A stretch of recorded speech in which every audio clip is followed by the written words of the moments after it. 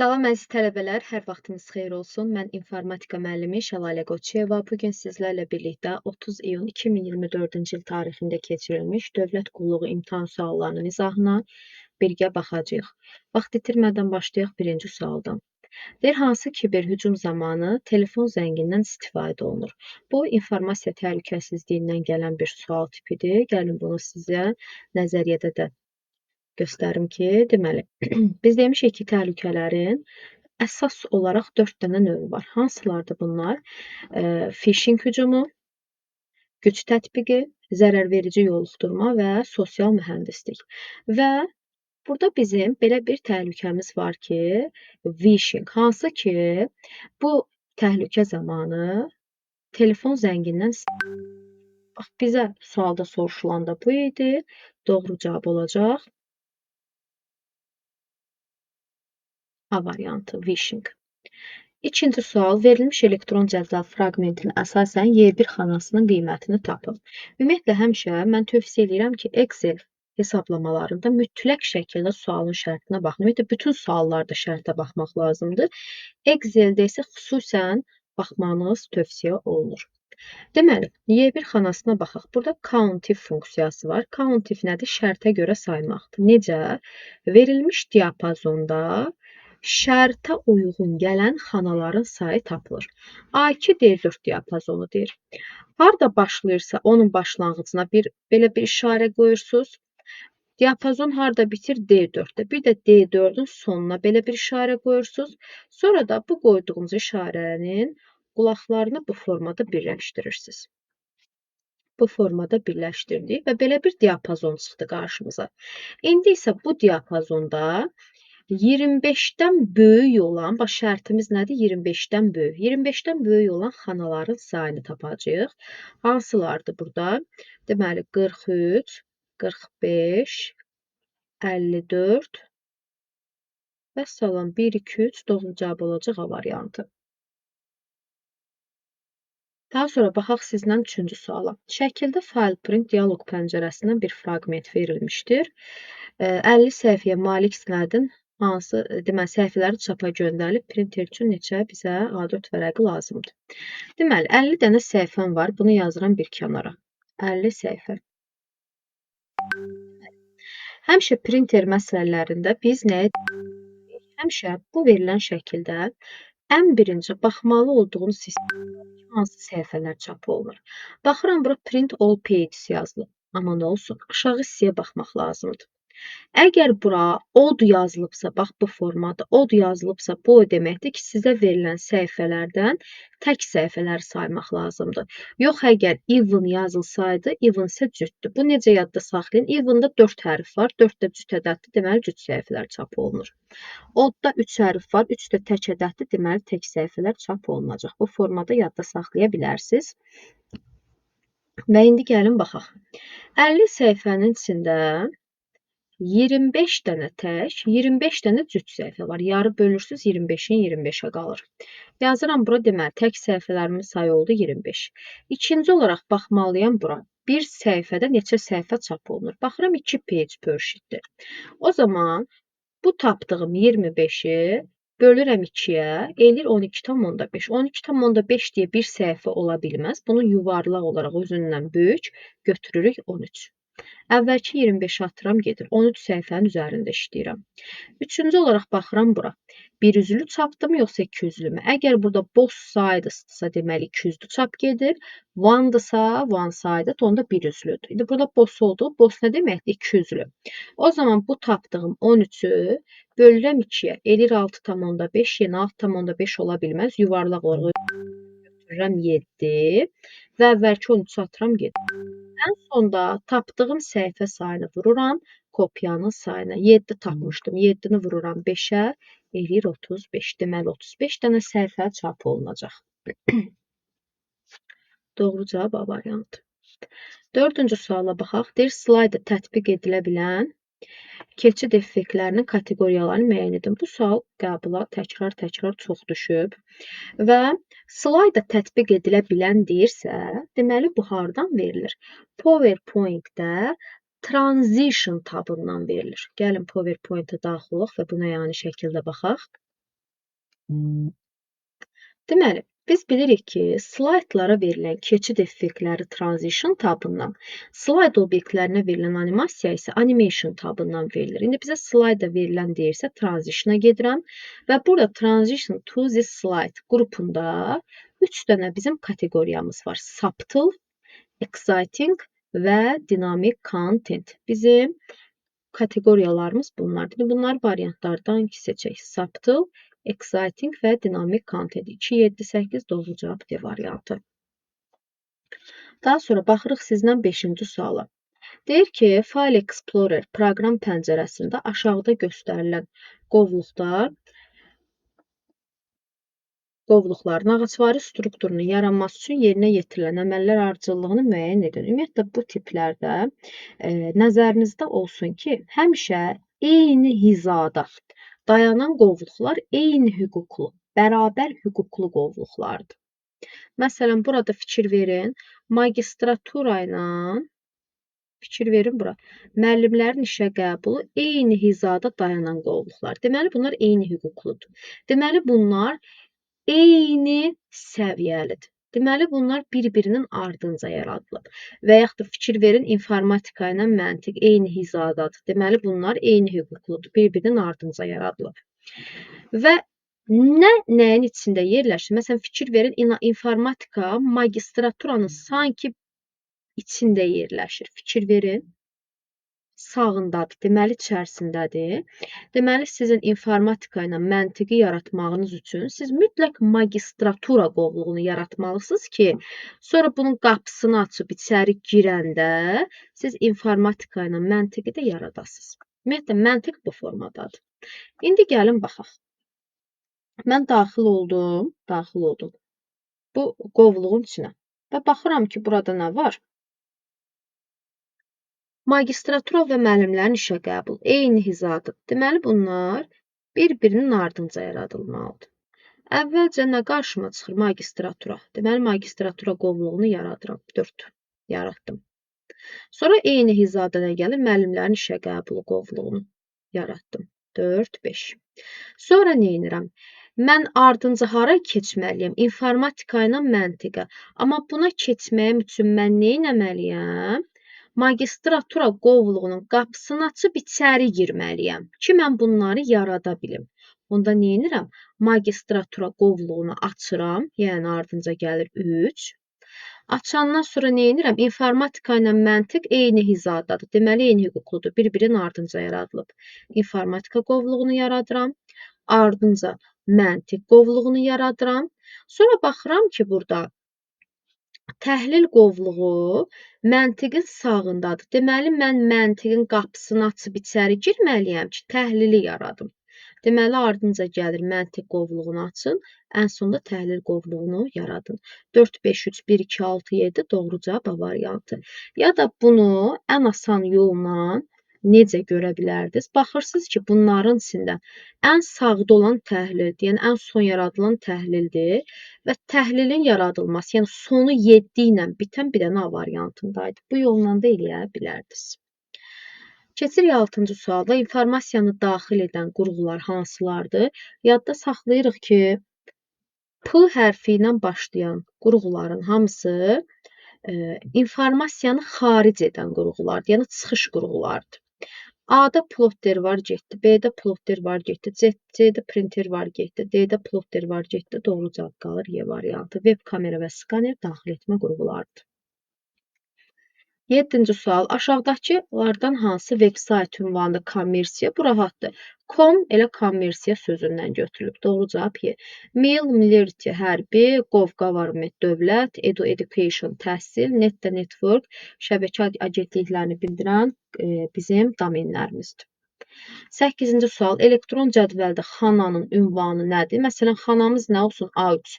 Xana ünvanı nədən ibarət olur? Adı, bir də sətrin nömrəsindən düzəlmiş ad. Doğru cavab A variantı. 9-cu sual. Hesab edin ki, A adlı bankda kart hesabınız mövcuddur. A bankının mütəxəssis olduğunu iddia edən şəxsdən telefon zəngi alırsınız. Zəng edən şəxs dələduzluq hallarının qarşısının alınması məqsədi ilə OTP kodunu tələb edir. Bu halda aşağıdakılardan hansı doğrudur? Yadda saxlayın, Stilab sizə bankı, nə bilim, müdiri zəng eləsin. Xeyri yoxdur. OTP kodunu heç kim sizdən tələb eləyə bilməz. Bu hansı mesajdır? O siz bəzən gəlirik banklardan sizə məlumat ki, dələduzluq hallarından qorunmaq üçün bu kodu heç kimlə paylaşmayın. Bax, həmin kod sizin OTP kodunuzdur ki, siz onu ancaq siz bilməlisiniz. Heç kim onu sizdən tələb eləyə bilməz və siz onu paylaşmamalısınız. Bir dənə paylaşmayan olan variant B variantıdır.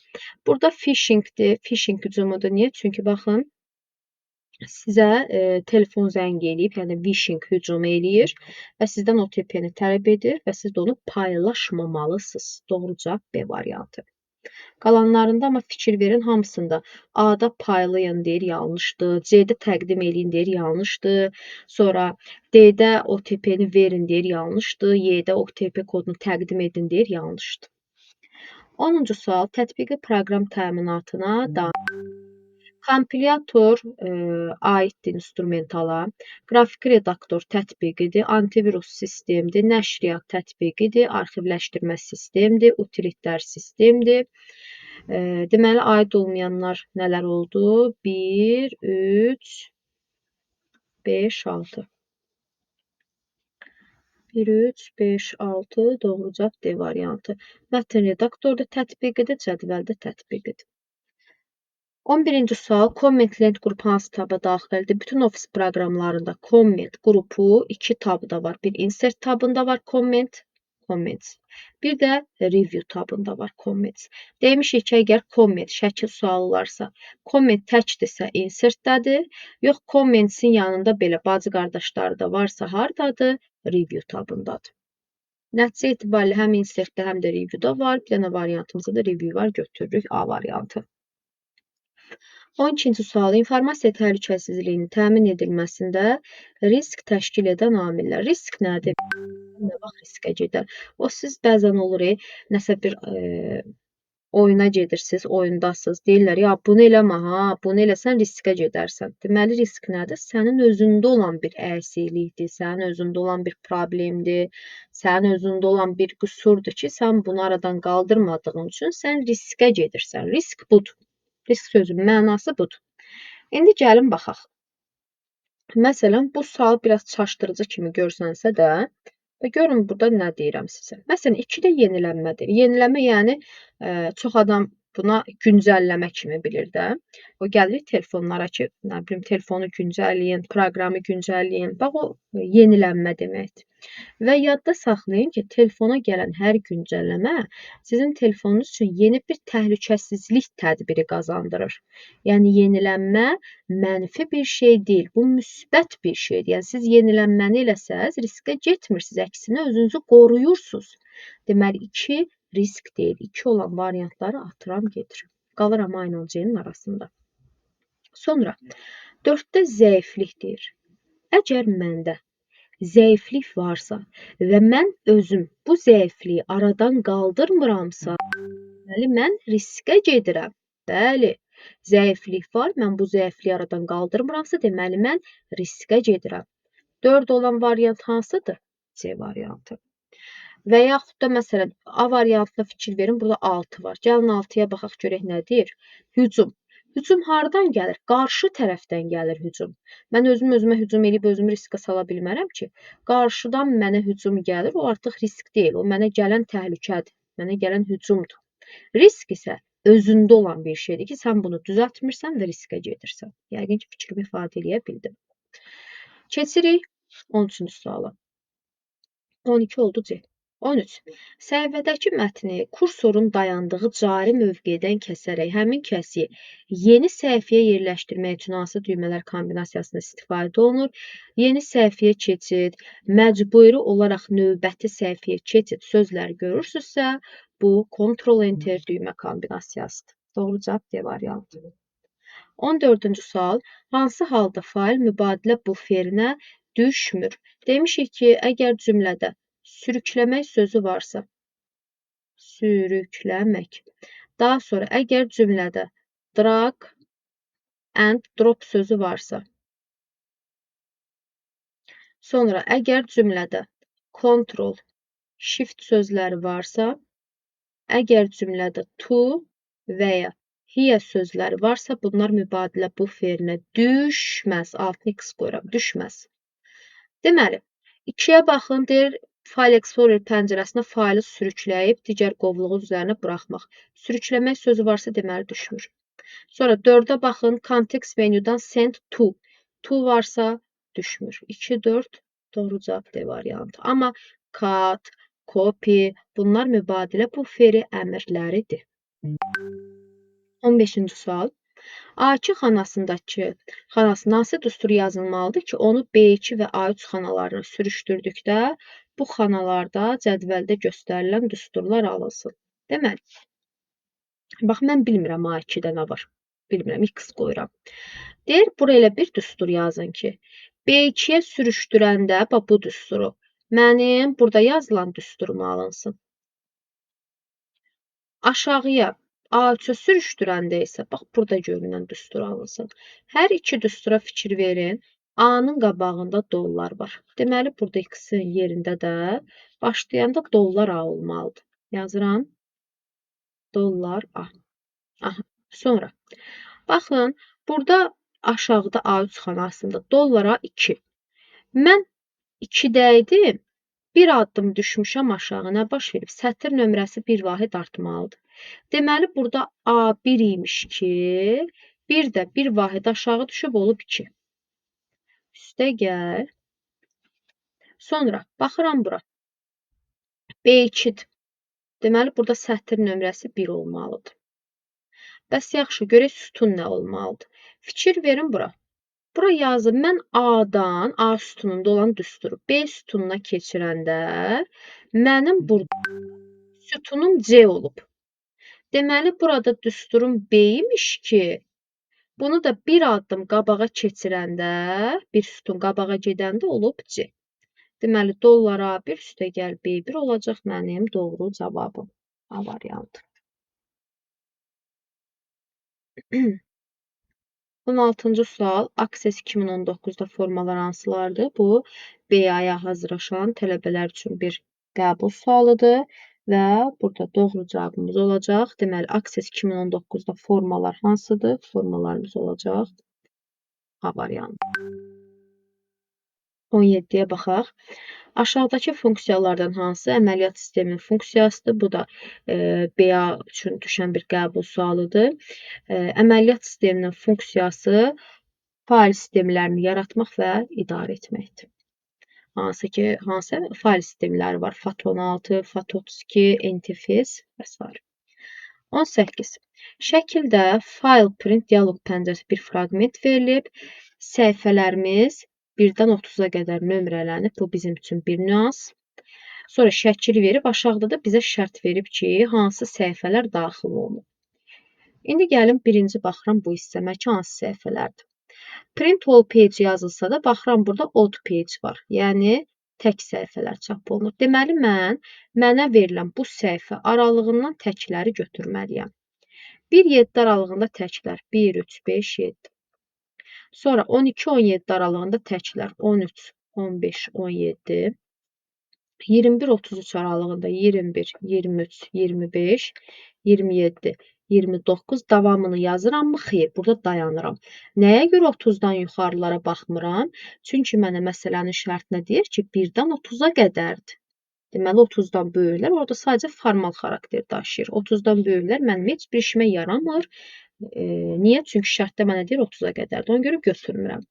Burada oldu səhifə sayımız 2, 4, 6, 8, 10, 12. 12 də nə oldu burada? İkinci baxıram bura. 2 page per sheet yazıldığı üçün tapdığım 12-ni bölürəm 2-yə. Eləyir 6. 2 deyir 2-yə bölürəm. 4 desə 4-ə bölərəm. Nə bilim 6 desə 6-ya. Sizə burada nə yazıbsa ona bölürsünüz. 12-ni 2-yə böldüm, 6 tapdım. Əvvəl tapdığım 12-ni silirəm. Yeni səhifə sayım 6-dır. Üçüncü baxıram bura. Baxıram one sided, yəni bir üzlü çapdır. 6-nı bölürəm 1-ə, eləyir 6. Əvvəlki 6-nı atıram, yeni 6-nı götürürəm. Və ən sonunda tapdığım səhifə sayını vururam kopyanın sayına. Yəni 6 vur 12, bu deyir 12. Doğru cavab 12 olacaq. Açıq sual. 19-cu suala baxaq. Deyir ki, D5 vurulsun dollar C, dollar 3 üstəgəl A4 düsturu S7 xanasına hansı xanalara sürüşdürülə bilər? Bu nə deməkdir? Burada siz artıq bir-bir bütün halları yoxlamalısınız. Məsələn, deyək ki, mən C7 xanasından Y5-ə gedirəm. Gəlin biri yoxlayaq. C7-dəyəm, getməliyəm Y5-ə. Gəlin analiz edək. C7-dən Y5-ə gedəndə mənim sətir nömrəm 7-dən 5-ə getdiyim üçün 2 vahid azalmalıdır. Və C-dən Y-yə gedəndə sütunlarımda 2 vahid artmalıdır ki, C-dən Y-yə gedəndə D, Y 2 addım sütunlar qabağa gedir. O zaman mən də bu düsturumda bunu tətbiq edirəm. Yazıram, bu düsturun Y5-ə köçürülməsi nə alınır yazıram. Bərabərdir. D sütunu 2 addım qabağa getsə, gələcək F-ə 5-dən 2 çıxanda sətir nömrələri 2 vahid azalmalıdır. 5-dən 2 çıxanda 3 vurulsun. Onsuz da bu mütləq ünvandır, bu C-ni. Heç buna baxmağa, belə baxanda ehtiyac yoxdur. Bir də A4-ə baxaq. Görək rahat gedə bilirmi? A4-də nə olar? A sütunu 2 addım qabağa gedəndə gəlib C-yə. 4-dən də 2 çıxanda eləyir ki, baxın, heç bir xəta olmadan rahatlıqla mən Y5-ə sürüşüb gələ bilirəm. Onda nə edirəm? Deməli, mən Y5-ə sürüşə bilərəm. Biri götürəcəm. Sonra analiz edirəm ikinci halı. Yaxud da gəlin gedə bilməyən bir hala baxaq. Məsələn, deyək ki, C7-dən gedirəm A2-yə. C7-dən A2-yə gedəndə fikir verin, sətir nömrələri 5 vahid azalır. 7-dən 2-yə gedəndə 5 vahid azalır. Sütunlarım isə 2 vahid geri gedir. Gəlin baxaq. Yenə deyirəm, C-yə baxmıram, onsuz da bu mütləqdə dəyişməyəcək. Bir dənə bura fikir verin A4-ə. Bəyəm mən A sütununu 2 addım geriyə apara bilərəmmi? Yəni A-dan əvvəldə sütun var? Yoxdur. Bəs mən hara gedim burada sütunlar 2 vahid azalsın? Deməli, A gedə bilmədiyi üçün burada ref xətası çıxır. Yəni mövcud olmayan xanaya istinad verir. Deməli, burada sürüşmə baş vermir. Və yaxud da sətirlərin 5 vahid azalmalıdır.